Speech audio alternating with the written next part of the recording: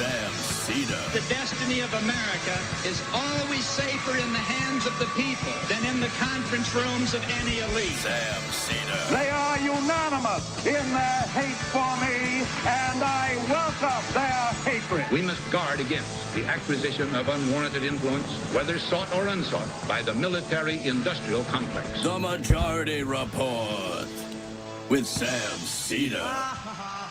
Ever get the feeling you've been cheated?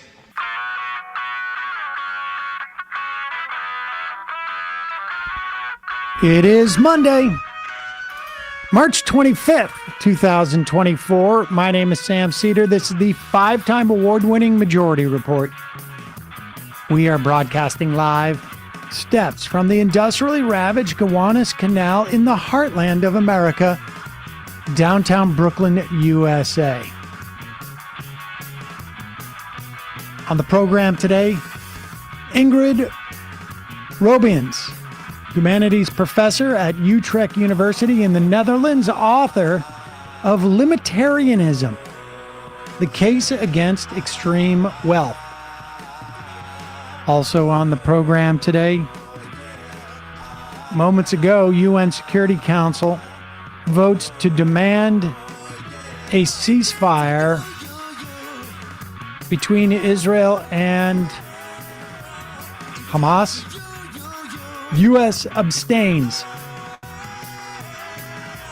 Government shutdown averted Friday night.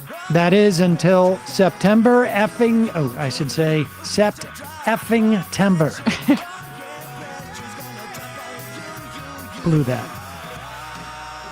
ISIS-K claims responsibility for a terror attack, killing 137 in Moscow. Speaker Johnson may have to rely on Democrats and Ukraine funding to keep his speakership. Rhino. Millions of families with low income will lose government internet subsidies as the Affordable Connectivity Program expires. Meanwhile, this just breaking, a New York State appeals court says Donald Trump can pay a reduced bond of $175 million if he wants an appeal. Otherwise, he owes closer to $500 million in 10 days. Also, highlighting Donald Trump's day, he's in court for a criminal hush money trial. Mifepristone case will head to the Supreme Court tomorrow. Tammy Murphy drops out of the New Jersey Senate race, all but ensuring Senator Andy Kim in the fall. And MSNBC says it has no plans to have new NBC hire Ronna McDaniel Romney on air. All this and more on today's Majority Report. Welcome, ladies and gentlemen. Thanks for joining us on this Monday, or as Emma Vigeland calls it, Monday Fun Day or Fun Day Monday. Either one. You really seem to be getting into that. I just didn't know enthusiasm was required. It's not. Monday Fun Day. It's not. I was just making an observation. It's usually indicative of how I'm feeling for the day. I feel a little slow today. Feel a little bit slow. So okay, that's how you can tell. All right. I just wanted to note that both Emma and I had angry outbursts, irrational anger in prep today. What was yours? Oh, I missed that. Mine was. Yes, you missed mine that. was over the internet connectivity. Mm-hmm. I just lost it. Yeah, mine was over In the office? Yeah. Yeah. Was that a computer problem or internet? No. The bill it provides for 22 million people. It gives them subsidies around $30 a month to pay for a high-speed internet. This is policy. And the Republicans have more or less been able to kill it. It was in the IRA, which was an add-on from during COVID. It was in the IRA. It runs out in April or May. somewhere between April and May. And there are Republicans who say, well, some people who are getting it don't need it. And are we sure we couldn't get a profit seeker more? And I was just like, why are we even talking about this? The internet providers have monopolies in every one of these municipalities where it's in. Maybe in some instances there's two. Right. And once they're connected, literally connected, there's no cost associated, significant costs associated to these internet providers. They're just basically have a license to print money. And I say, let's just nationalize the whole thing and be done with this. That would be nice. But remember the Obama phone scandal of the aughts? What was that, 2011, 2012? The Republicans had a meltdown with the idea that cell phones could be provided for people. Yeah, except for that program started with George W. Bush. I know. Yeah. Well, I just lost it. I don't know why that of all the things, maybe it's just like misdirected anger. But we do have like some measure of good news today. The UN Security Council, and really it was the so-called E10, that is the elected members, is that what it is? The non-permanent Security Council members presented a resolution, which was also, is my understanding, backed by, the 10 were Algeria, Guyana, Japan, Malta, Mozambique, Republic of Korea, Sierra Leone, Slovenia, and Switzerland. And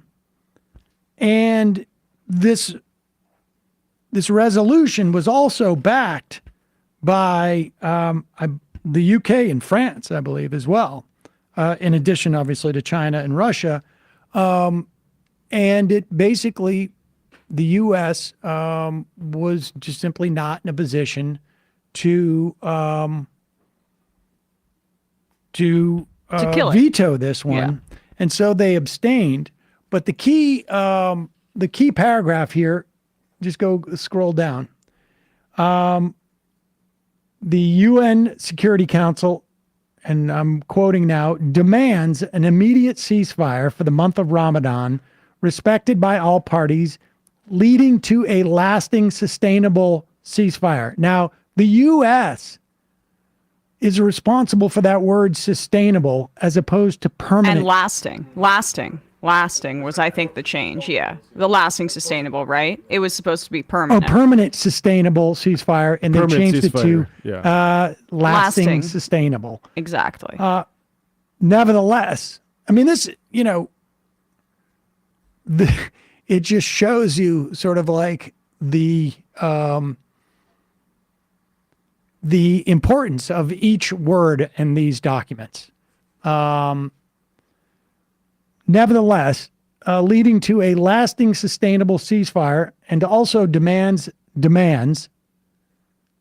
the immediate and unconditional release of all hostages, as well as ensuring humanitarian access to address their medical and humanitarian needs. Now, this is an important construction because the U.S. wanted the demand for the immediate and unconditional release of hostages conditioned as a condition for a lasting, sustainable ceasefire,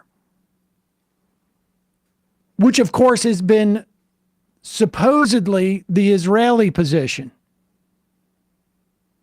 But the UN Security Council did not do that. They simply put these two demands into the same sentence, but they are not conditioned upon each other. So there is no sort of like, well, they haven't released hostages, so we don't have to have a ceasefire. And there's no ceasefire, so we don't have to release hostages. These are two separate demands that are not conditioned upon each other. What's the legal force of this? I mean, there is no there is legal force in the sense that international law has legal force. The problem is there's no international cop to come down. However, this is going to be used as the predicate for what we're about to see, I would predict in the next 2 or 3 weeks, an increasing embargo of Israel. Yeah. Now, the U.S. is not legally bound to not provide weapons, but this is going to create more pressure domestically from lawmakers. Because look, the U.S. did not veto this. They abstained. They were forced. I mean, this is the way that international politics works. Just to finish this, as well as ensuring humanitarian access to address their medical and other humanitarian needs, and further demands that the parties comply with their obligations under international law in relation to all persons they detain.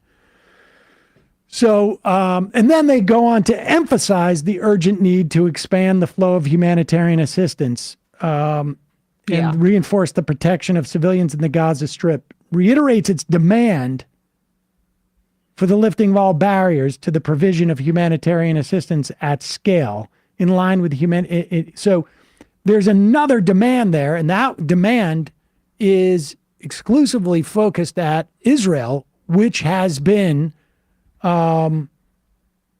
creating barriers for food to the provision of humanitarian services. And so which is, I think, by the way, enough. I read this legal opinion, basically, that was written in the European Journal of International Law, where they posture that intent for genocide could be determined based on the withholding of aid, of food coming into the Gaza Strip alone, which, I mean, I think we are well past that. But from a legal perspective, and from what we saw with Alexandria Ocasio-Cortez on the House floor, calling it a genocide, using her sizable influence within, you know, the progressive members of the Democratic Party, and there are a lot of Democrats that really like her and listen to her, saying specifically that the famine that's created by Israel is sufficient to determine intent of genocide, basically going ahead of like what the ICJ will eventually determine, was notable. It's the famine and what they're hearing from Chris Van Hollen and these other Democrats who are going to the crossings and seeing Israel is turning away trucks. They're slowing the delivery of aid, of food, and turning trucks away because there's like children's scissors in them and things like that. Look, like, no, but the point is they have firsthand knowledge from other Democrats, which is changing things. The U.S. has also like tacitly admitted it. I know. If you need to airdrop and you need to build a port when there are roads that lead into the country, it begs the question, what's going on with those roads? But from AOC's perspective, right, from a U.S. domestic politics perspective, making that case that a deliberate famine of a population where you control the borders to wherever they are, basically an open-air prison, concentration camp, whatever you want to call it, that is sufficient to determine genocidal intent. That's something that is beginning, I think, to set in way too late, way too many lives lost. We told you this was a genocide in November, okay? But that's from a domestic politics perspective, I think, what is making the pressure ramp up. How obvious it is that they're starving these people to death. Another thing is, like, it's nice to move forward on the ceasefire stuff. Labor for Palestine calling on all U.S. unions who, you know, of course, the calls for a ceasefire from unions have been great, but the relationship of weapons needs to end. It needs to absolutely end, and that's the call that Labor for Palestine is saying now. So, all right, we will later in the program play a clip of AOC on the House floor. That is, I think, you know, along with what we heard from Van Hollen earlier in the week, we're beginning, and frankly, what we saw from Schumer as a litmus test more than anything else as to what was going on in the Senate. Chuck Schumer, I assure you, is not taking the lead on this. Chuck Schumer is, I think, consistent with, my longtime assessment of him as a concierge. When he gets up there and says there's a problem with Bibi Netanyahu, he is, one, trying to placate a real, I think, movement within the Democratic caucus in the Senate that he is attempting to get out in front of, both to service them and to get out in front of them by letting a little air out of the tires. So there's a lot of things that are happening in the U.S. Congress. It remains to be seen if they're going to be able to stop. There was $3.8 billion, in my understanding, in the budget that was just passed the other day to go to Israel in terms of aid. Yep. But to stop the next tranche of $11 billion, at the very least, would send a strong message to Israel, which may or may not implicate their domestic politics and sort of like force an end to this assault. But we shall see. We're going to take in a moment, we're going to be talking to Ingrid Robeyns. She is a humanities professor at Utrech University in the Netherlands, author of Limitarianism, The Case Against Extreme Wealth. In just a moment, we got a couple of ads sponsoring the program today. Oh, okay. Yes. We are moving into spring. You wouldn't know it from today. It was like Very 29 cold. degrees walking in today. It was freezing. But it's going to be 50, and we're a couple of days away. It seems to me 60s, then 70s, and then I stop sleeping at night. Oh, Or I used to. But now that's not the case. Why? Because Cozy Earth bedding, their sheets are temperature regulating. I sleep very hot. And it's like Saul will sleep with the window open right now with no sheets or blankets on him. oh my gosh. I'm not You got like to that the window anymore. open, but with blankets. Right. Yes. I'm not like that anymore. But in the summer, it's too hot for me. But Cozy Earth bedding, I don't know what it is. It breathes. And it's because it is made from something called viscose, which is bamboo. And I want to thank Cozy Earth for sponsoring this episode and tell you they are offering 35% off at CozyEarth.com with the coupon code Majority Report at checkout. Their bedding, like I said, the luxury bedding is made with viscose. It is from bamboo. It is highly sustainable because bamboo grows literally like a weed. And it's like, I got to say, like surprisingly, the softest sheets I've ever slept on. The temperature regulation, I feel it, or I feel the absence really more than anything else. Right. I don't wake up like in a sweat. Frankly, I don't want to be No, I understand. gross about it, but and Cozy Earth was founded to transform lives by, again, offering the softest, most luxurious, and responsibly sourced bedding in the world. Cozy Earth bedding is ethically sourced using premium viscose from highly sustainable bamboo. If you've ever tried to grow bamboo, you've realized a year or two later you've made a big mistake because it just keeps growing. It doesn't stop. Cozy Earth bedding is naturally temperature regulating. It's breathable. You'll sleep more comfortably all year round. Cozy Earth bedding comes with a 100-night sleep trial, which means you have up to 100 nights to sleep on them. You can wash them, obviously. I hope you do. And try them out. And if you're not completely, Matt, if you're not completely in love, just return them within 100 days for a full refund. All their products include a 10-year warranty against defects. I mean, come on.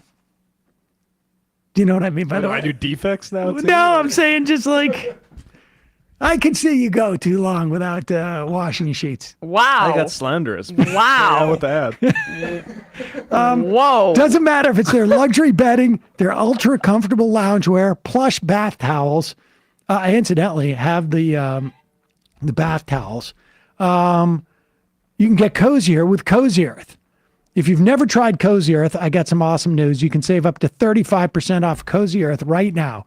But hurry, this offer won't last. Go to CozyEarth.com, enter my promo code Majority Report at checkout, and you'll get 35% off your first order. That's CozyEarth.com, promo code Majority Report, CozyEarth.com.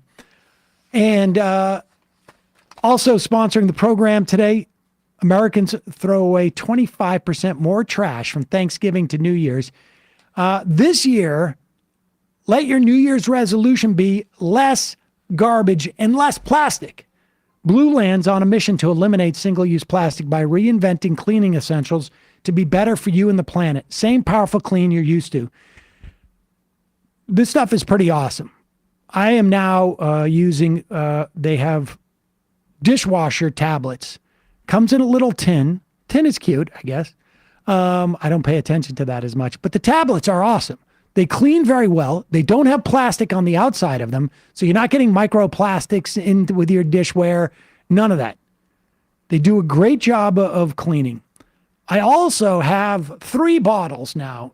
They are different colors, which is also genius, and you never realize this until you need them. You know, one's blue, one's yellow, one's pinkish reddish. You drop a tablet in there, and it gets you a window cleaner, all-around cleaner, and I think a bathroom cleaner. Refill start at just $2.25. You can even set up a subscription, or you buy in bulk for additional savings. And when you buy in bulk this stuff, it's just little bags.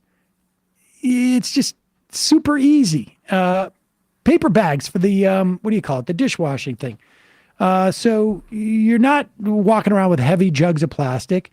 And once you buy the set, it's just refills, $2.25. They have hand soap, they have toilet bowl cleaner, they have laundry tablets. All Blue Land products are made with clean ingredients you can feel good about. Blue Land is trusted in over 1 million homes, including mine. Blue Land has a special offer for listeners right now. Get 15% off your first order by going to blueland.com/majority. You don't want to miss this. blueland.com/majority, 15% off. That's blueland.com/majority.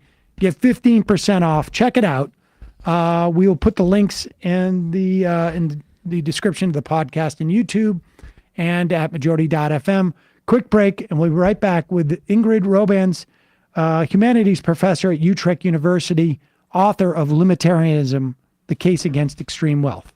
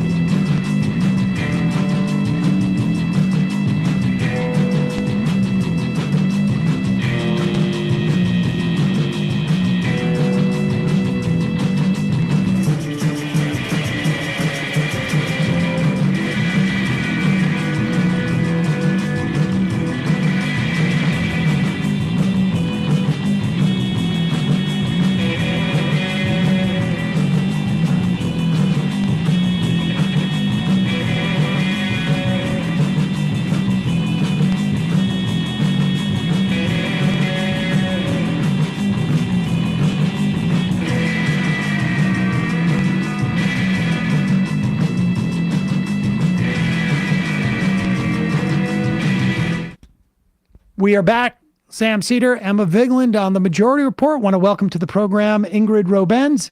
She is a humanities professor at Utrech University in the Netherlands, author of Limitarianism, The Case Against Extreme Wealth. Professor, welcome to the program. Thank you for having me on the show.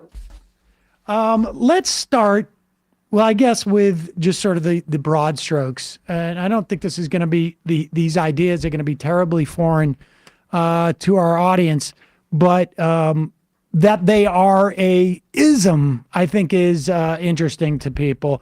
But limitarianism, what is that?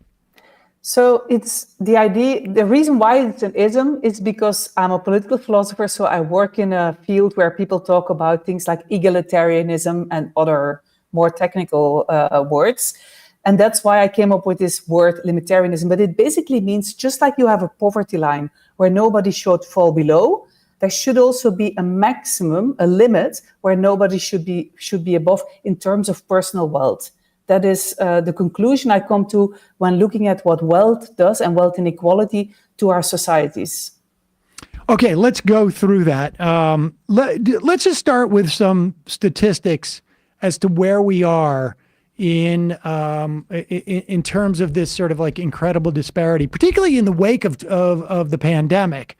But this has been something that's been growing, at least in this country, precipitously now for 50 years or so. Yes.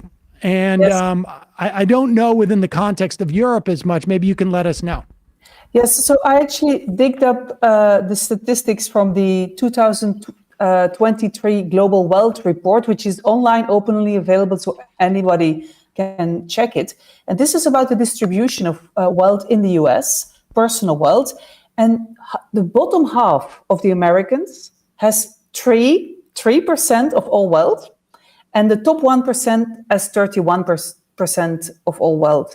And that distribution, I mean, in the US, it is a bit worse than in Europe, but the distribution that the top half has like between 2, 3, 4, 5%, and the top 1% has 30%, and the top 10 tends to have between 60 and 70. That is in all rich countries. So let's go through, I mean, before we get to sort of like what's a number that we would limit this to and why, let's talk about, you take us through the various sort of like problems that this type of disparity in particular creates. Because I mean, this is it's all about relativity too, right? I mean, if we were to devalue the dollar and all the numbers, all of a sudden we had, everybody was a millionaire, you'd still have this problem because you'd have some trillionaires or something. And it's true. Yeah. So it's true that it's about inequality and then really inequality about the top, but it's also about a concentration of so much wealth in the 10% and then especially in the 1% that what economists call the opportunity cost of that money, that means the kind of pain it does to people for spending that money is nothing. Like if you have millions and millions, even billions, you can easily give a few millions to a political campaign because really it doesn't make a difference. Whereas if, of course, a country has also a lot of economic inequality, but the country is in general poor, then those who are in the best positions really need that money for material, to improve their material quality of life. And the particular case of the US is that inequality is perhaps not the largest, because if you look at the distribution, Russia actually is a worst case, and on some metrics, South Africa is also very bad. But the US is such a rich country. The average wealth and the median wealth is so high that the disparity that is great in all these countries makes it even more pronounced. And so you asked me about the reasons to be worried about this kind of wealth concentration. Basically, it's of three types. One is it harms society in two ways. One is that it undermines democracy, and the second way is that it's incompatible with ecological sustainability. These are the harms. The second is that it is what we philosophers call morally undeserved. So nobody can really say that due to their own efforts or something that they can really relate to themselves, they can deserve so much wealth. And the third is that even the super... Oh, we've lost you. Very briefly. Okay. Let's hope. Bear with us, folks. She needs to reconnect, and we'll do that right now.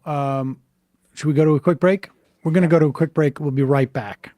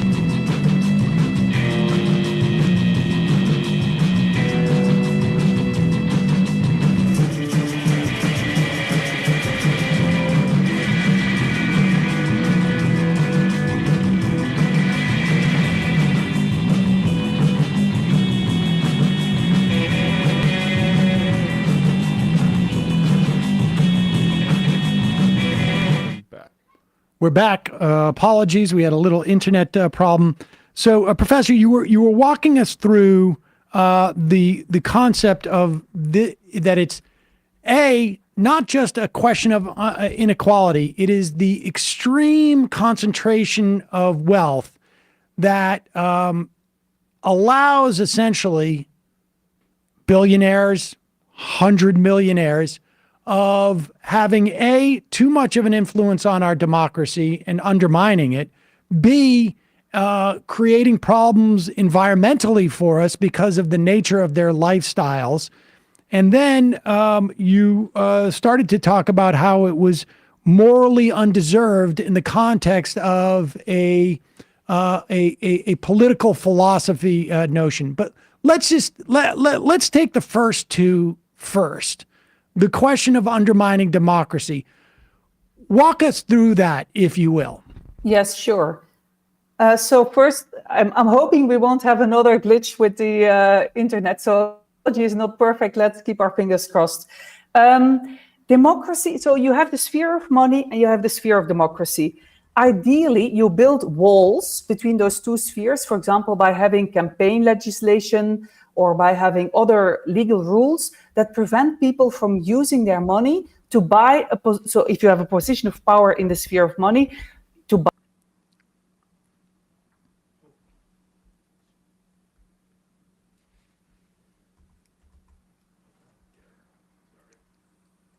What's going on? Okay, we got to do a call and we're going to take...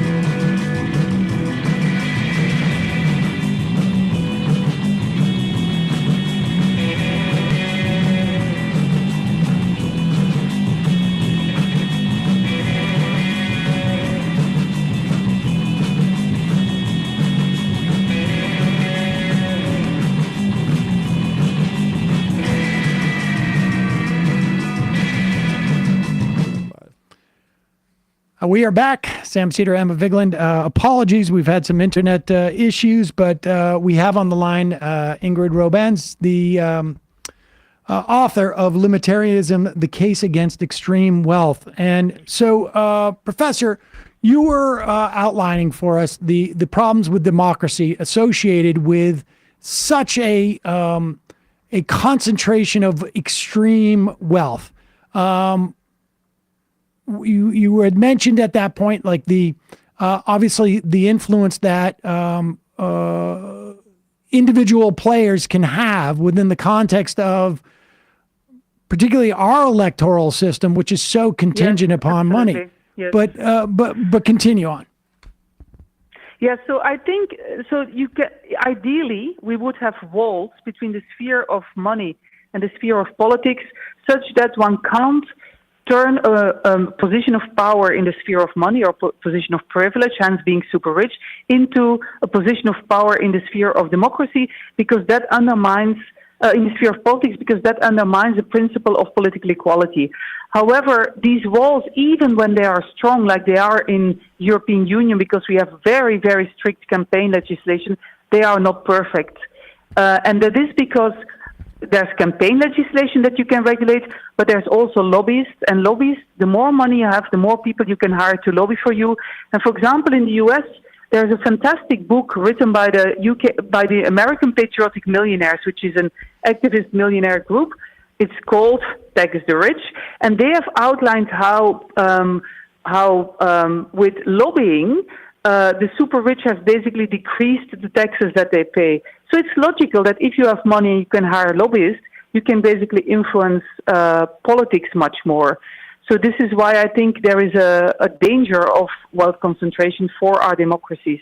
I'd like also to add, and I wonder if you have a perspective on this. You know, one of the examples I use, aside obviously from Elon Musk, being able to purchase Twitter, which was presumably the town square, and have a market influence on that town square.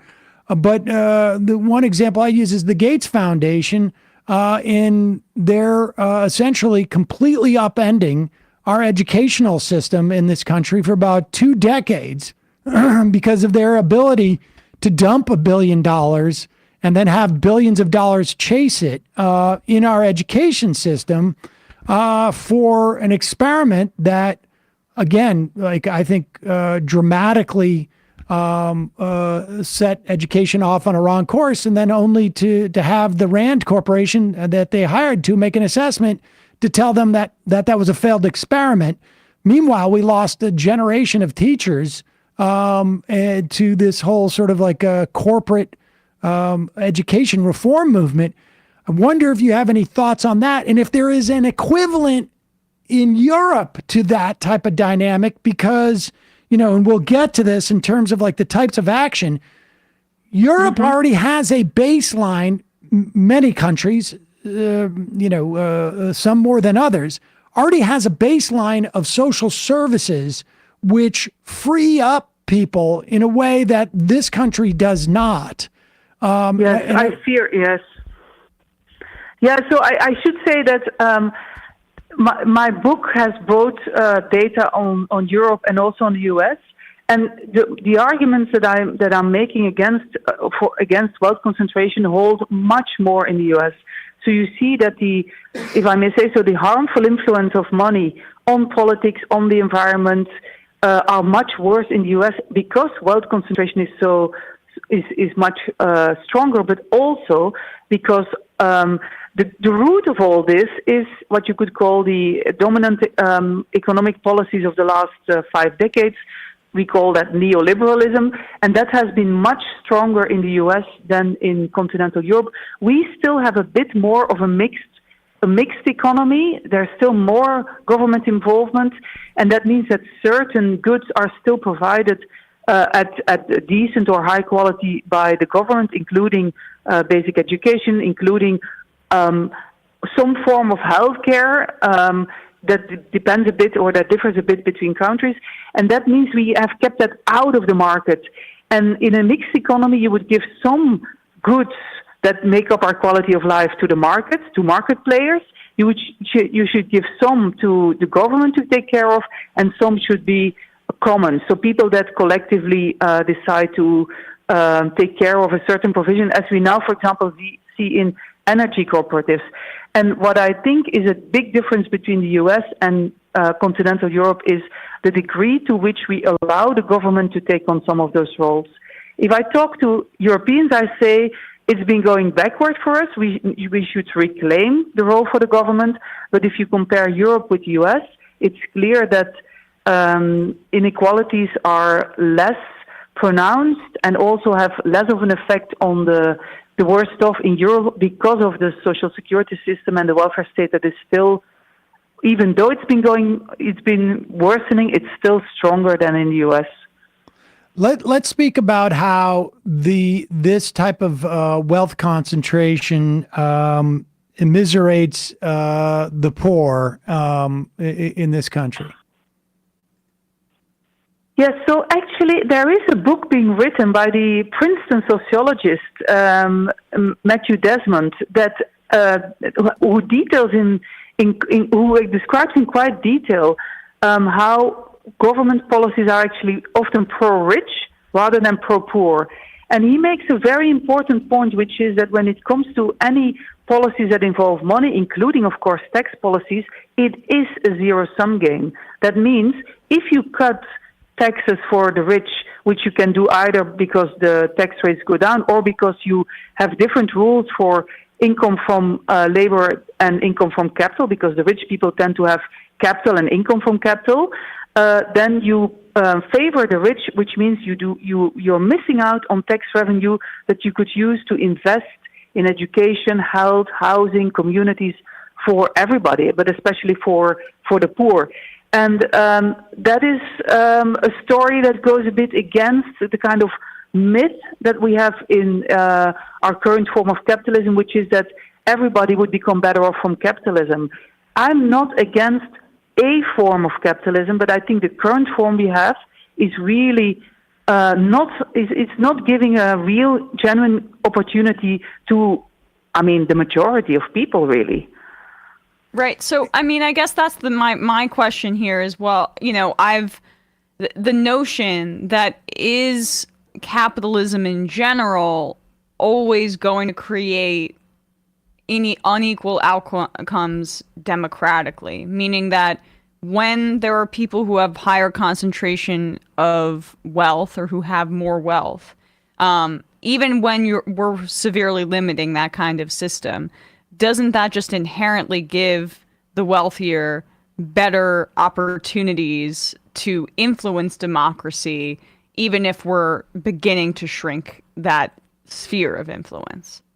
Yes, so I think some of these inequalities will be inevitable if you have some form of free market system. I think that's a price worth paying, but right now they're just too big. And the support for people who do not have that power in society has weakened. And there is another issue which we haven't touched upon yet, which is that because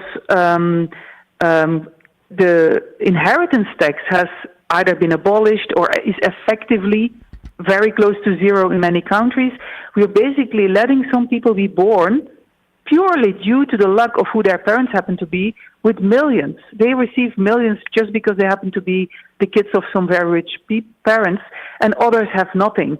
And that creates a really big inequality of opportunity. And also, the people who argue for capitalism and the ideal of the American dream and so forth, they all say, yes, you should have equal opportunities, but we right now do not have equal opportunities.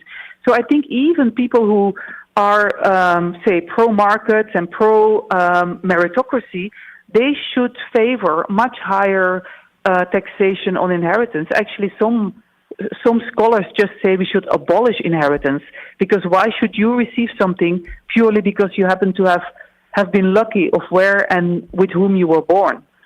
So if you were to, for example, if you were to have a full abolishment of inheritance and all that money would be redistributed fairly among all young people, So you don't even need a state. You can distrust the state and keep it out of this redistribution. Then all young people would get a kickstart, a citizen's income or whatever you want to call it, at the beginning of their adult life, and there would be much more equal opportunity and hence much fairer chances than we currently have. How much? I would just going back to that, keeping the poor living in poverty, as you write.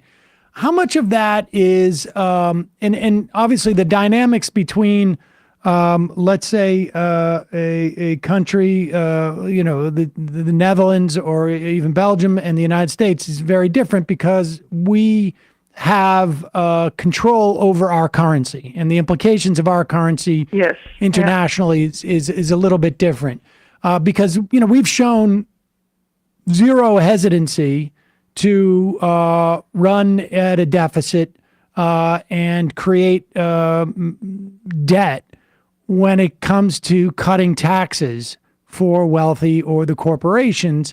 Far more reluctant to incur that debt or deficit when it comes to subsidizing good internet connection or for that matter, or providing support for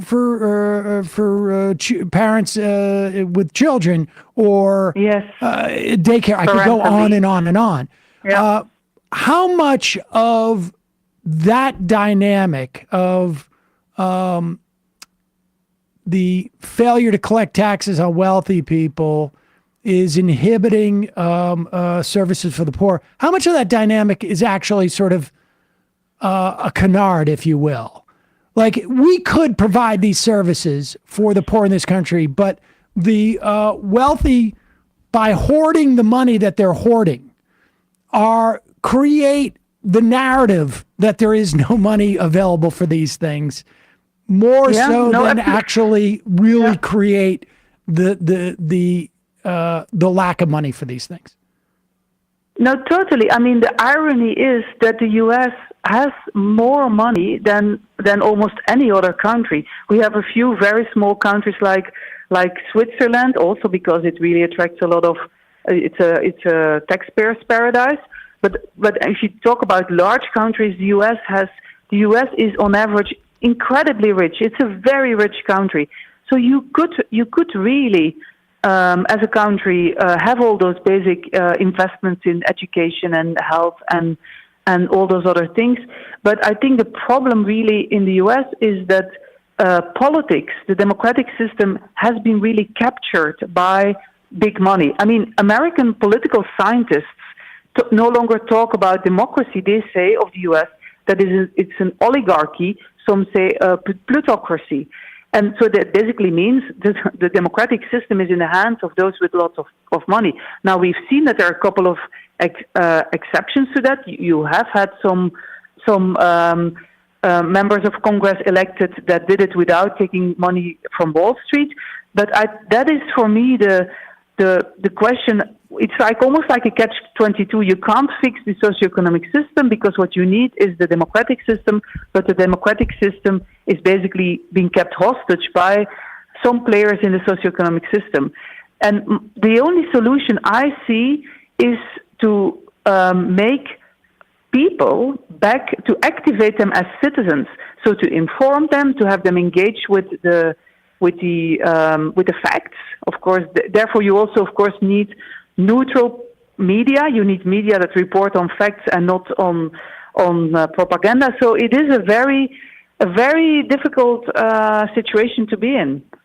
We also have the problem where we have a media that is very much tied to wealthy interests, and so it's going to be very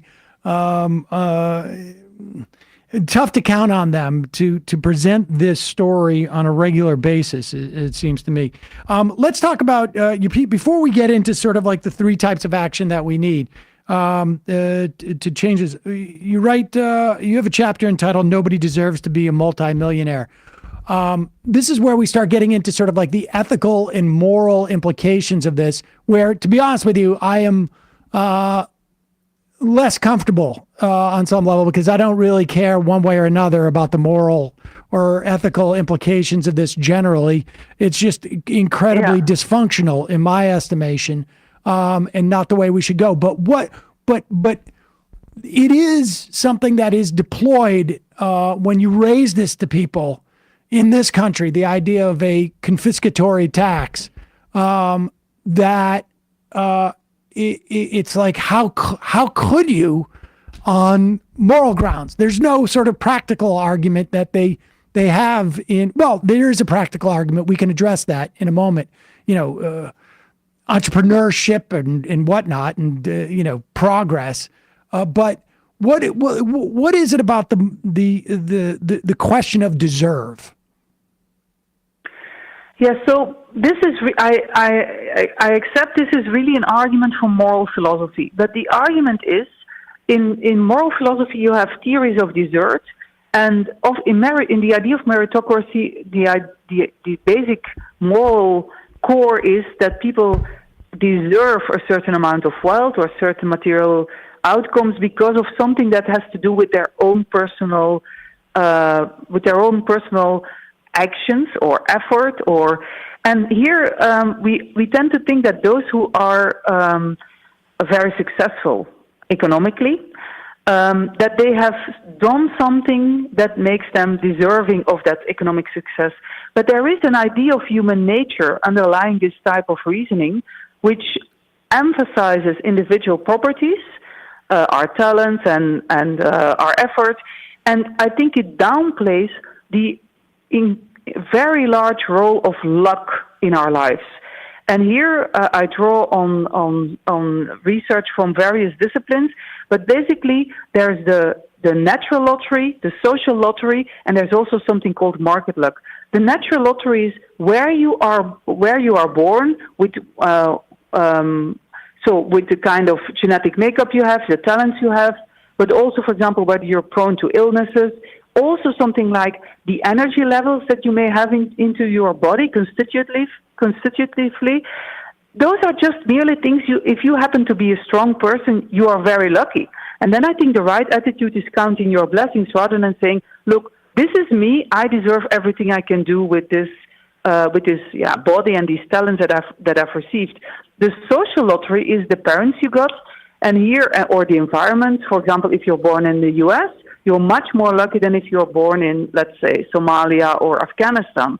There's no we don't need to explain this.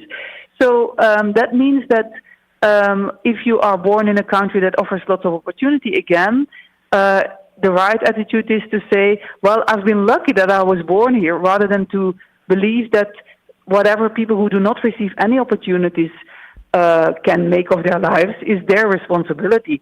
So the bottom line is that I think the view of human nature that we should embrace is one that acknowledges the huge influence of luck on our lives. And if we were to take that view of human nature, rather than the one that focuses on individual responsibility and individual merit that is dominant in the neoliberal view of human nature, we would look at the deservingness of our economic success in a different way. That is, I know this is a metaphysically kind of destabilizing or kind of perhaps I would say non-mainstream view that I'm advocating there, but I believe it to be true based on what I know from what I've read in the sciences. This is, I should say, it's pretty mainstream here, at least on this program, that perspective. But I wonder, too, how much does the vestige of religion work at play here? Because it seems to me that, like, the way that you ignore luck in this instance, which of course is like, again, like you say, function of, in this country, what area code were you born in, who are your parents? Mm-hmm. All of this seems to me to be like, if you ignore the fact that you got lucky, it has to be some semblance of like, I received these skills or whatnot because I was in some respects chosen, or, and I wonder how much of that is a vestige of a sort of a religious rubric, if you will, and why that would be so prominent in the U.S. Versus, let's say, European countries. So I should say this is not my area of expertise. I don't have any expertise on the effect of religion on wealth distribution. But so I'm just going to say some general things that I believe to be true. But you can correct me if you think I'm wrong. So I think it has to do probably with Protestantism, and that in Europe I guess the type of Protestantism that the way it's been developed might be a bit different than in the U.S. And of course, we also still have half of Europe is Catholic, or we still have other influences too. Of course, you have different types of minority religions, and to the east you have more Orthodox churches. And I think, of course, if you believe that you were chosen by God and that your talents have been given to you, and you have a whole story around this, yeah, then there's little I can say to a person who believes that they deserve it in that sense. So it is, I should just say, and yeah, I think it's just the case that my book is written from a secular perspective, because, and perhaps this is different in Europe than in the US, but I just think we can't think about how we should organize society from a religious perspective, because there are plenty of people who are not religious, and there are also, among those who are religious, there are very different points of view. So, yeah, that's the best I can make of it, I fear. Well, I mean, I look back, and we look back at like sort of the era of monarchs and rulers up until really the advent of democracy, and it was all justified by divine right. And if you were in that position and you had the opportunity to have the biggest army, or your dad was king, and so now you're king, it all is okay and morally justified because that's the way God wanted it. Yeah. But, I think people who have excessive power will always come up with, right, you could say, constructed reasons to justify why they believe they should have that money. So it is, and that's, of course, they would say, I mean, suppose they're now trying to justify why they have all those billions. Well, they would probably say, they would start to talk about their own input, their own efforts, their own genius. There are also plenty of super rich people who believe that they are of a different type of special type of human beings who are geniuses. Whereas if you were really to kind of look into detail on how they became so rich, there's also really this enormous effect of luck. Actually, one of the three types of luck I didn't explain, but market luck is also a form of luck. Robert Frank has written this fantastic little book called Success and Luck. He's an economist, and he explains how even among those who are equally talented and equally able and willing to put in an effort, luck still plays a major role in who will get, say, the dominance of a product in the market, or who will be picked as a CEO. And yeah, I think it's eye-opening to see from studies the importance of luck in our lives. Yeah. But of course, if you take a religious view and then just say, luck is what God has given me, then I think I can no longer argue with such a person. Well, to your point, I mean, I think there's two separate points, right? Where there is, why is there less class consciousness maybe in the United States than there is in other countries? And I would say there's a lot of prosperity gospel kind of ideology, if to Sam's point, where wealth equals moral standing, but that's kind of like just working backwards maybe from the inequality.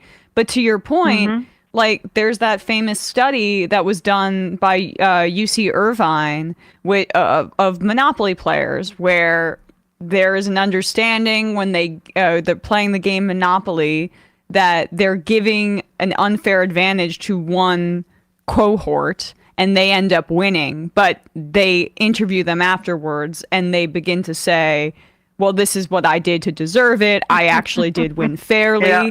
And that is, I think, the kind of motif I return to when Yeah. looking at the psychology of what you're saying. Yes, yes, you're totally right. Yes, so that is really what people do. We always try to justify the privileges. It's in the end, it's economic privileges that we've had, and then so that we don't have to question whether we should actually keep them. Yeah. Let's. I want to talk about the three types of action that you suggest is needed here to deal with this. The first being structural action, the second being fiscal action, and the third being a ethical or cultural change. In terms of structural action, that I guess is basically what we were talking about earlier. To set the table for this, you need to have a stronger welfare state, for lack of a better word, or social insurance program that runs across and decommodifies a lot of the sort of the necessities that we have in the context of modern life. Yes, that's one important aspect, but it's really, I think the structural changes have really to do with the type of economy that we have. So, and of course, the welfare state, I see the welfare state or insurance, social insurance as part of the economy, because in the end, the economy is a system we have to provide for our material quality of life. At least that's how I, in a sort of a systems neutral way, would describe this. One important thing that empirical scholars have noted is that the share of the economic production that goes to those who are working, hence to the production factor labor, has gone down in comparison with the share that has gone to those who put in capital. And that means that the old categories from political economy, capital and labor, really need to be back on the table. And it is in the end about a division of power, because if capital is stronger, more powerful than labor, then they can dictate the rules of the game. And the problem, which Adam Smith already in the Wealth of Nations pointed out, is that often people who work and who only have their labor to gain an income that they need to feed their families, they must take whatever offer they can get, because those who actually are at the capital side, they have time, they can wait. And to make this story shorter, what you really need is a power balance, and you need a power balance because you need to have a power balance. You need labor unions. And that I see is really a big difference between the US and Europe, that we have legal protection for labor unions. And this is, if you see at what, for example, Bezos and Musk do, it's a problem. Yeah, and we've definitely seen union density drop dramatically over those 4 or 5 decades in which sort of we entered the neoliberal era, without a doubt. And in some respects, it precipitated it as well. So it's both, and I would imagine both like an increase in the governmental support and structure to make unionization more, make it easier, but also, bringing people to a contract quicker once those unions get established. But I would also imagine that if I did not have to worry about health care, and if I did not have to worry about daycare, and I didn't have to worry about housing, that is going to significantly change the power balance between me and a capitalist manager, because absolutely, I could lose my job, but I know that I'm going to be able to provide healthcare for my kid. Absolutely. I can lose my job, but I'm not going to lose my home, et cetera, et cetera. No, absolutely. And there we really see, this is actually also a change we've seen in Europe, including in my own country, that a significant size of the housing has been moved from public housing to a housing market. And the super rich increasingly see housing as a very good investment because it's safe, it's stable, it has a good return. And then, of course, they try to what they always do, to try to maximize the returns, which means they try to maximize the rent they can ask. And that's a different, and then really housing becomes a complete commodity, whereas we should really see housing as something that meets a human right, a basic need. So it is really also something about changing the ways in which we look at some of those things. Let's talk about fiscal action. You say the tax rate. How would you determine where the cutoff line is? I can, and let's just start with the premise of in 1960, I believe it was, and certainly through the 50s in the post-world era here, that the tax rate, the top marginal tax rate was 90%. 90 cents of every dollar earned above, which I believe at that time was $470,000. And in today's dollars would be somewhere around $3 million. That was the tax rate, I think, more or less at its peak for about 10, 15 years. In the wake of World War II, it's also brought about what was called the Great Compression, where we had the lowest amount of wealth inequality in this country's history, and the biggest expansion of our economy. There was obviously a lot of other things that were going on, and there were also people who were left out of it in this country. But what's the mechanism in which to set the rates, and at which point, we're going to take 100 cents out of every dollar? Yeah. So I don't think I think 90 may be possible, although economists would say then you're actually what they call at the wrong side of the Laffer curve, so your tax revenue will go down because of incentive effects. But mainstream economists only look at maximizing tax revenue when they think about what they call optimal tax rates. I think we should not just look at revenue, but we should also look at what wealth inequality does to what we discussed earlier, democracy, but also environmental aspects and so on. So it's not just about the tax rate, but it's especially about what you tax. And here we just see that we keep talking about taxing income from, overall income, but mainly income from labor, and we keep capital gains off the hook. And the super rich, they tend not to have an income from labor.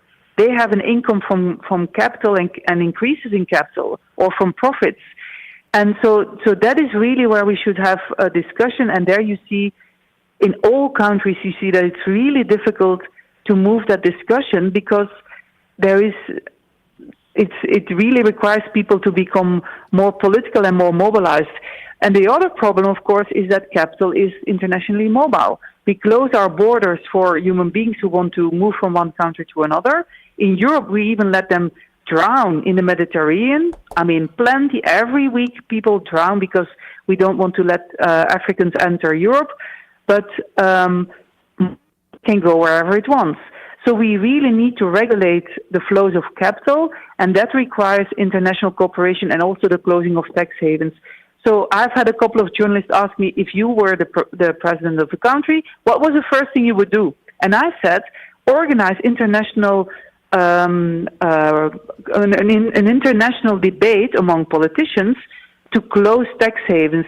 And it seems strange, what does that have to do with limitarianism? But it is the precondition in order to then better tax capital flows and just also find all the money that is hidden right now and doesn't get taxed at all.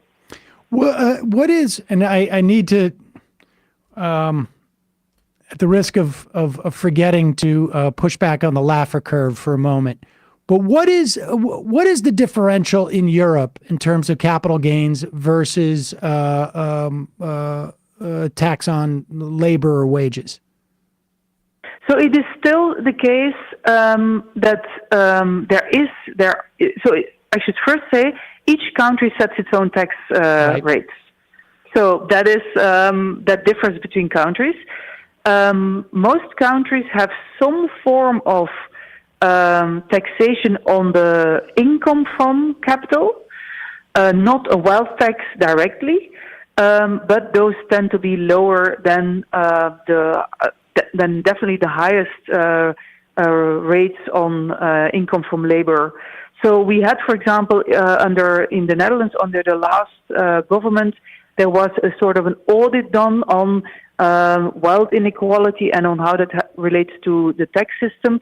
And the people who did that, the economists that did the analysis, found that the very richest, so it's less than 1% of the population, but those that really have the most concentrated wealth holdings, pay fewer taxes. Why? Because, and that is over all countries, they have most of their income from capital gains. So they have capital that generates an income that's taxed at a lower rate, and they're sometimes also able to,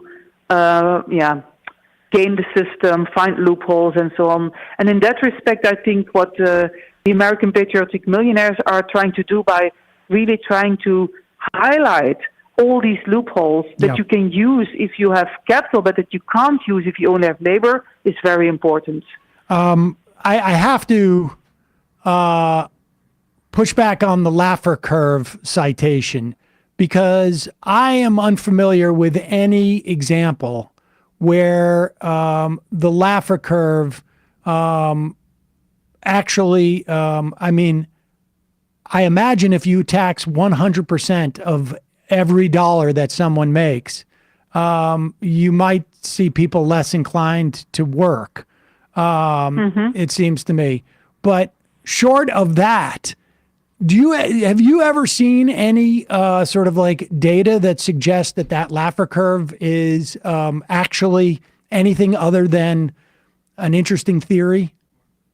But I hope I said this correctly. It's what economists say. Right. So there was actually a review also of my book in The Economist last week, and the reviewer just puts this as a fact. But there was also a very long time, there was a so-called fact, which is that when economies develop, inequality goes down. And when I studied economics, admittedly, that was some decades ago, I was also taught that we don't need to really worry about inequality, because when economies develop, inequality goes down. And that was, I think, really the power of Thomas Piketty's work, that he showed that this was merely an assumption.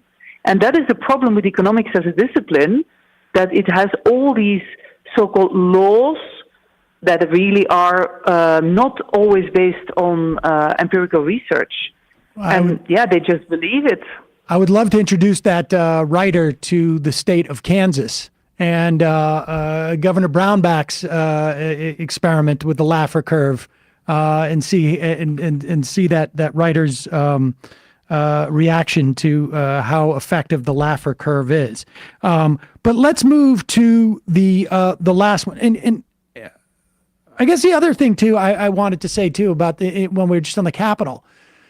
What about the notion of and I know this is, we're a little bit off from that, and maybe in terms of like from a practical standpoint, but a wealth tax, because one of the things that I think the wealthy do, and we see it in the context of Elon Musk, right? Like when I say he bought Twitter, I don't mean he bought Twitter with his money. He bought Twitter with other people's money. And having a fortune like this also allows you to borrow money at virtually a 0% interest rate in many instances. And to borrow that money, I can have $1 billion in the bank. And if I keep it in, this bank, I can also turn to this bank and say, I want a $30 million loan, essentially interest free. That $30 million is not considered a income in any way. It's not a capital gains. It's not a wage income.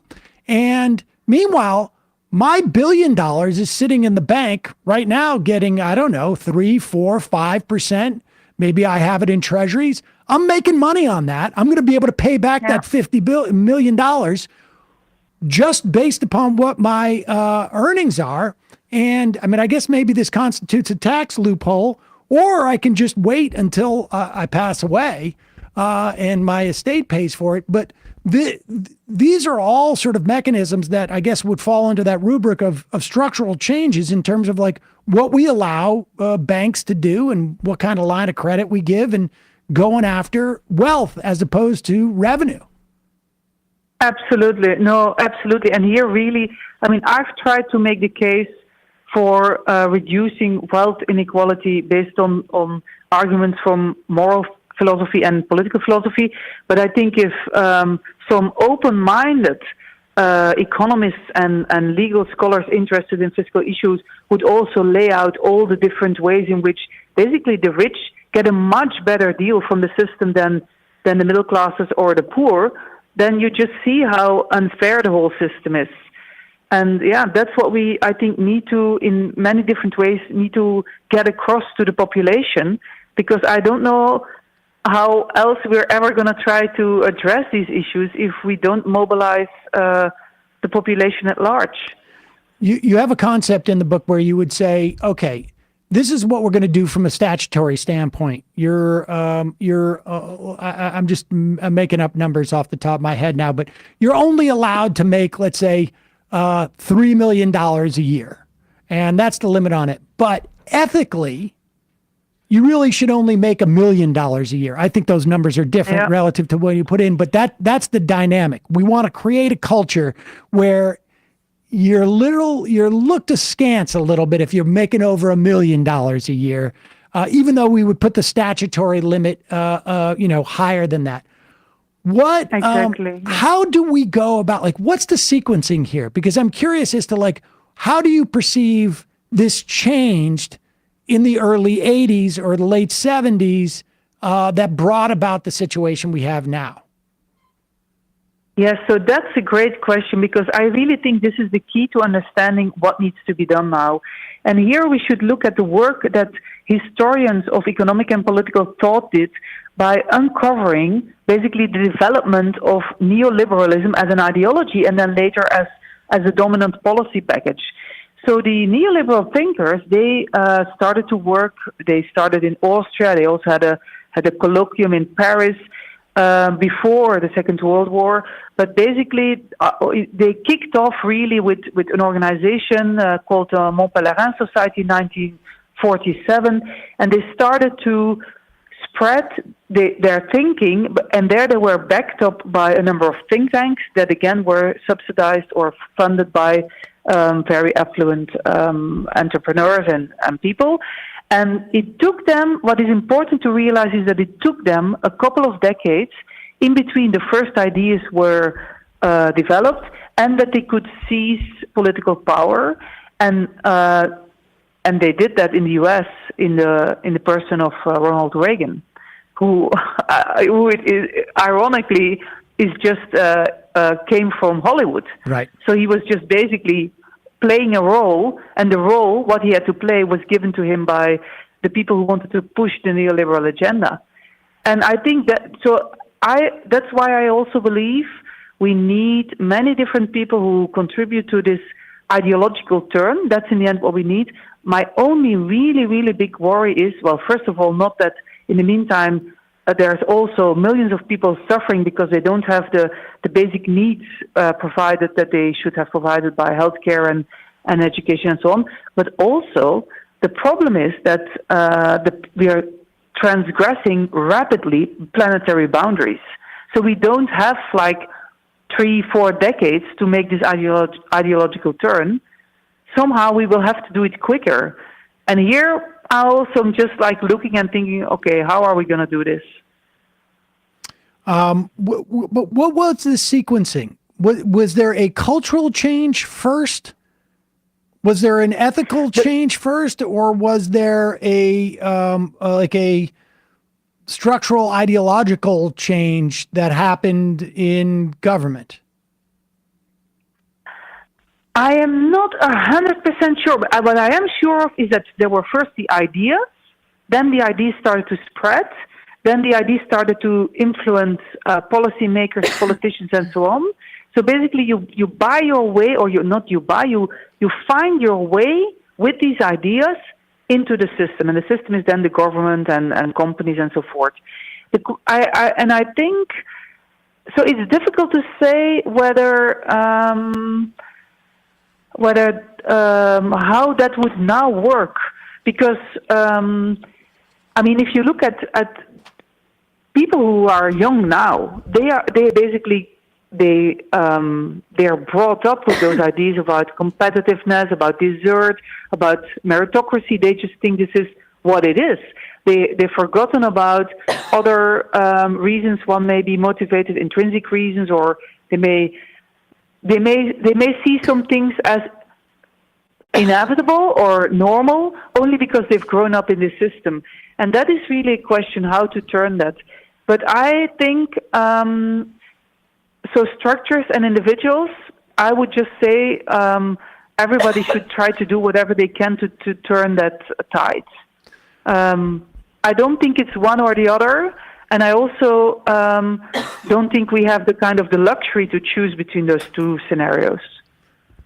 Ingrid Robeyns, humanities professor at Utrech University in the Netherlands, author of Limitarianism, The Case Against Extreme Wealth.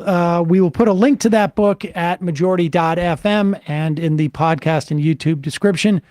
Thanks so much for your time today. Really appreciate it. Thanks very much. All right, folks, we're going to take a quick break. Just a reminder. Oh, this is the 20th anniversary week of the Majority Report. We're going to be having 20th anniversary celebrations all year long. That will be marked by, I'm not sure what, probably not much. But we will very shortly have some commemorative merch in the merch shop. We may even, do a special 20th anniversary membership drive a little bit later in spring. And I'm going to tease this now because I think it's actually going to happen. I hired my child to actually do some of this. Every day I do something like this. It basically organizes all the stories that I have in a packet. And I've done that since the very beginning of the show. I mean, that's why I keep referring to it as chat. And I think it was, from radio, Janine and I would be chatting instead of interviewing a guest. I don't know. But I have 20 years of packets, digital, but I only have 8 years of these. Because at one point, I threw out a bunch a long time ago. It never occurred to me, why would I want to keep this? But then, right. I got lazy, didn't throw them out. And then I'm like, wait a second, I'm going to have the 20th anniversary. So right now, I have indentured labor working on putting together a book of the last 8 years of these. Just a way for you to look back and look at the crap show that we've been involved in really for the past 8 years. Right. And so if we can get that together, we're going to be selling those this year as well. But in the meantime, we're going to have T-shirts and mugs that should be up hopefully in the next couple of days. And on Friday, we're going to have a special 20th anniversary show. Atrios, one of the first guests, if not the first guest. Wow. Pretty close. I think he was on that first day of the Majority Report will be on. I'm very excited about this. Atrios doesn't miss, so that's... No, I can't. I will save my my story about how excited I was to have him on the program. I think we had Chappelle and maybe Bill Maher on that same show, and all I cared about was that Atrios was going to be on. Janine Garofalo will be on the program on Friday. Of course, I couldn't do that without having Janine. Now it's going to be pre-taped because she's not going to be available. We're going to have her on. Mark Maron will be calling in on Friday. He was not part of the Majority Report, but he was there at the beginning of Air America. And nice of him. May have the voice of the Majority Report, who has been the voice of the Majority Report for 20 years on. What's that guy's name? Benjamin something. I'll look it up. But he is on. And hopefully we'll get maybe Kyle to call in, because Kyle's been an integral part of this program, even prior to this iteration. And we will talk about that story with Kyle. So I'm very excited about some of this lore to hear more and more about it. That'll be fun. Yes, it'll be fun. We should be fun. Folks, you can be a part of this 20-year juggernaut. This massive operation we have, teeming with people running in and out of the studio, and of course downstairs in the press room that we have, and folks in finance and R&D. Everybody's going to come up. We're all going to be on one floor for the first time in probably years. Wow! All the huge staff of the Majority Report. You can be part of this by becoming a member at jointhemajority.report.com.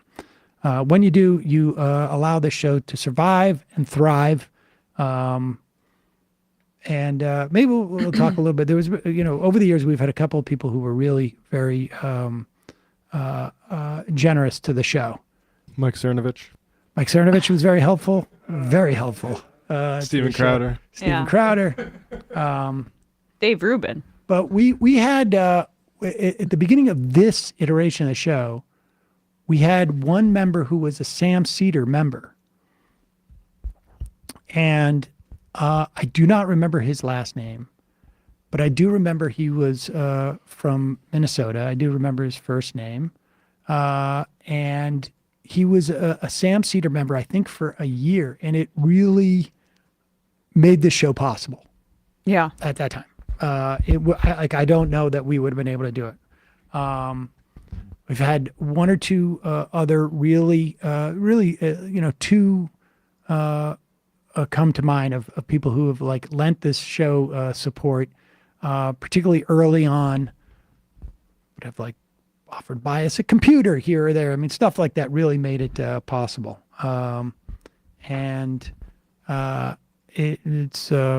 There's a lot of people who are responsible for the show to be existing today, but we'll talk about that later in the week. Also, I've got a couple of emails. If you're a listener from the Air America days and you have any shows that are downloaded, we've got one or two. Somebody sent me the famous Peaches show, which Janine and I will talk about. By all means, send it to us at majorityreporters@gmail.com. Plastic Ocean says, who is Kyle? What exactly does he do for the show? Always wondered, but this question has never been answered on air to my knowledge. It has, but we'll save it for Friday to get you to tune in. That's called the tease in the business. Emma. Yes. ESVN. We'll be talking March Madness. 100% Celtics. Oh, yes. I know that's what you would like. Why would you talk about anything else? They're on an 80%. over there. 80%. Matt is so bitter about that. We'll get to the NBA. We're talking about a team I know that is on the brink of maybe being one of the all-time winningest teams in any professional sports. I'm aware. We'll see, though. I mean, can they make those threes in the playoffs? We shall see. They're going to run away with the East. The West, definitely more interesting. Well, we'll touch on the NBA. I mean, we're going to talk March Madness, both the women's and the men's, because now that the women can use the March Madness branding, it appears like the fan base for women's basketball is exploding. Caitlin That's a Clark. funny thing about all this Daily Wire stuff is I watched Some More News did a Lady Ballers takedown, which you'd really like it because it gets into the film errors of it, just basic stuff. But if you wanted to invest in sports, it would be women's sports right Oh, now. yeah. Because the growth potential and the growth rate there is just massive. Well, the compared to men's. WNBA. I was listening to Larry David on Rich Eisen, and Larry was like, I can't like pay attention to March Madness. I've got too much with the Knicks and the Rangers. I was like, very relatable. And he said, and Rich was like, can you name one male college basketball player? And Larry was like, I can only name one, and it's Caitlin Clark. I mean, and I just think the women's game is really exploding. Anyway, we'll be talking about that, and then I also want to give a little bit of an NHL update because we're approaching the playoffs there, and that is wide open in the East and the West. I haven't paid attention to college basketball since Holy Cross was named in the top 10 in 1972. That's not even Before the where. three-point line. Oh, I guess because that was Worcester, right? So was that a big deal for you guys? I mean, I was 6, but Yeah. I mean, they were going to be part of the Big East Yeah. at that time, but then they just decided, whatever. Yeah. Why would you do that if you're from Worcester? Right. Matt! Left Reckoning, David Griscom and I had a Sunday show yesterday. We got into Dave Rubin talking with the banjo player from Mumford & Sons about sort of Philip K. Dick style dystopian futures, and also Charlie Kirk and Candace Owens are doing witch hunting now, so that's their pivot. 646-257-3920. We will try and take some phone calls today, but we will definitely take some tomorrow. Call at Kaliat Emptor, I would say. What? 3 months from now, 6 months from now, 9 months from now. And I don't think it's going to be the same as it looks like in 6 months from now. And I don't know if it's necessarily going to be better 6 months from now than it is 3 months from now. But I think around 18 months out, we're going to look back and go like, wow. What? What is that going on? It's nuts. Wait a second. Hold on for a second. The Majority Report. Emma, welcome to the program. Hey. Matt! What is up, everyone? Nomi Key. You did it. Let's go, Brandon. Let's go, Brandon. Bradley, you want to say hello? Sorry to disappoint everyone. I'm just a random guy. It's all the boys today. Fundamentally false. No, I'm sorry. Women's. Stop talking Oh, for a wow. second and let me finish. Where is this coming from, dude? But dude, you want to smoke this CBD? Yes. Hi, me? Is this? Yes. Is this me? Is it me? It is you. Is this me? Hello? Is this me? I think it is you. Who is you? No sound. Every single freaking day. What's on your mind? Sports. We can discuss free markets and we can discuss capitalism. I'm gonna go throw up. Libertarians. They're so stupid, though. Common sense says, of course. Gobbledygook. We fucking nailed him. So what's 79 plus 21? Challenge Matt. Positively quivering. I believe 96, I want to say. 857-210-35 501 1 half 3 8s 9/11, for instance. $3,400, $1,900. 654 $3 trillion sold. It's a zero-sum game. Actually, you're making me think less of it. But let me say this. Poop. You can call it satire. Sam goes, it's satire. On top of it all, Yeah. my favorite part about Yeah. you is just like every day, all day, like Yeah. everything you do. Without a doubt. Hey, buddy, we see you. All right, folks. It's just the week being weeded out, obviously. Yeah, sun's out, guns out. I don't know. But you should know. People just don't like to entertain ideas anymore. I have a question. Who cares? Our chat is enabled, folks. I love it. I do love that. Look, gotta jump. Gotta be quick. I gotta jump. I'm losing it, bro. 2 o'clock. We're already late, and the guy's being a dick. So screw him. Sent to a gulag? Outrageous. Like, what is wrong with you?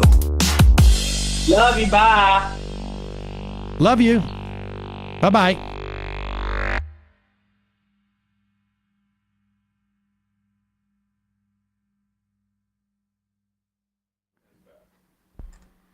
We are back. Sam Seder, Emma Vigland. On the Majority Report, Christmas Tree Farm. Don't know if you guys have already heard about this. Maybe other Dutch MR fans already sent you something about this, but Candace Owens showed up at the conference, a Dutch fascist party this weekend. I did not hear that. I canceled my Dutch fascist newsletter because my inbox was getting too clogged up. During her speech, she claimed that every 18-year-old guy today has pink hair and encouraged people to take pride in being called conspiracy theorists. She did all this while standing next to the party leader, who's literally said that he believes black people are less intelligent than white people.